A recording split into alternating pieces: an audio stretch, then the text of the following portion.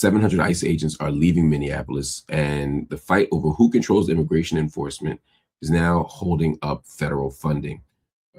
Late last night, all eyes were on Capitol Hill, where immigration has become the pressure point in a high-stakes budget showdown. Minnesota leaders and the federal government appear to be resettling their relationship, even as the trust on the ground, frankly, is completely shaken. Federal officials confirmed that nearly 700 Immigration and Customs enforcement agents, also known as ICE, are being pulled from Minneapolis. Now, this is a big deal because the move follows weeks of backlash after the deaths of several Americans during encounters with federal agents. I'm talking about Keith Porter. I'm talking about Renee Good. I'm talking about Alex Preddy. This is all according to local reporting and civil rights advocates. Now, families and community leaders say during these encounters, the victims were not committing any crimes. When we watch the video footage, it also supports this claim that they were not committing crimes. They were observers, they were resistors, they were protesters. Sometimes they were just people helping, but a lot of the violence, a lot of the just all of the kind of altercation, every part of the altercation that we saw was initiated or exacerbated by the agents, not by these American citizens. And I keep using the word American citizens, not to act as if they have higher value, but as citizens, but to suggest that even if ICE were doing what they said they were going to do, even if we stipulated that ICE is here to protect Americans from those evil invaders, Americans are the ones getting killed too.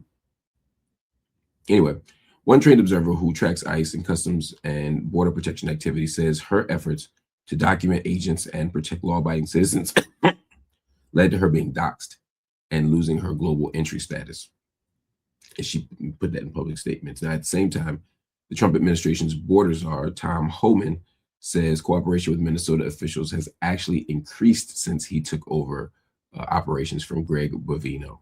Now, Homan has publicly praised Tim Walz and local leaders as well, calling the coordination unprecedented. Homan's key request is clear: allowing ICE agents to arrest undocumented immigrants who are already being held in local jails. The thing about that is that public opinion on it is shifting. A recent Harvard-Harris poll found that 67% of Americans support local authorities handing over jailed undocumented immigrants to federal agents. Notably, 50% of Democrats surveyed said they agree. Oof. What a country. Minneapolis became a flashpoint during last week's government funding fight between the House and the Senate Democrats.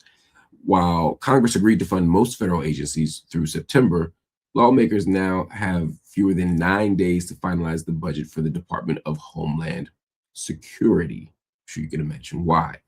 DHS Secretary Kristi Noem has already agreed to require body cameras for immigration agents in Minnesota. That's according to the DHS statements. They have to do something. Look, we'll put on body cameras. Look, we won't just be these crazy masked invaders with no accountability. Not entirely. We'll still be that, but we'll wear a camera. Anyway, Democrats want that requirement written into the law, along with a mandate that the cameras be used. This is another important distinction. Noem is arguing that they'll wear body cameras, but requiring them to wear body cameras and not requiring them to turn on the body cameras is foolish. It's foolishness.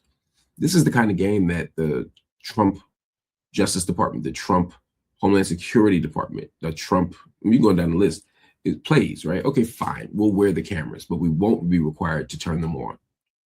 What the hell are you going to do with the camera if it ain't on? Anyway, Democrats also want judicial warrants required for immigration operations and a ban on agents wearing masks while on duty. Republicans, of course, as I said, are pushing back hard on both demands. House Republicans are also trying to add their own priorities into the DHS spending bill, including a proposal that would require proof of citizenship to vote. Once again, they're smuggling in other stuff. They've been fighting for this this voter ID stuff for a long time. They're trying to find another way to do it. Again, I know people out there saying, well, if you're a voter and you're a citizen, then you have ID. And if you have ID, then why not just show the ID? That makes sense in the abstract. The problem is, one, everybody doesn't have an ID. And I'm not talking about undocumented people. I'm not talking about non-citizens. I'm talking about there are plenty of citizens who don't have IDs.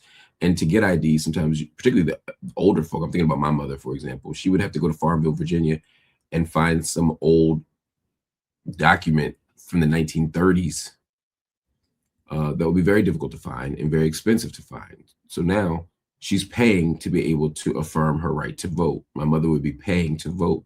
That is what we call a poll tax. It has been for a long time illegal, not that long, but 60 years. It has been illegal to us to apply poll taxes to the voting process. We need laws that make it easier to vote, not laws that reduce the number of people who would be able to vote.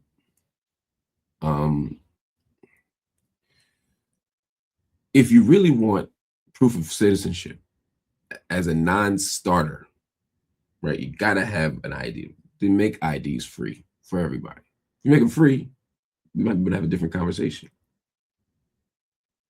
Then we might be able to have a different conversation. But until then, this is just another fight, another battle that's really a smokescreen for something else. People say, what about fraud? What about fraud? What about fraud? That chances of voter fraud in a U.S. election are infinitesimal and frankly, far less likely than voter suppression. In other words, the most likely thing that's going to happen in the U.S. election is that somebody who can vote is denied the right to vote. They're getting pushed out of the line. Not that somebody who doesn't belong in the line is getting added. It's just not true. Anyway, if lawmakers cannot agree on DHS funding, immigration enforcement in Minnesota and beyond could become the center of the next government shutdown fight, and accountability further hangs in the balance. More fires, more fires, more fires.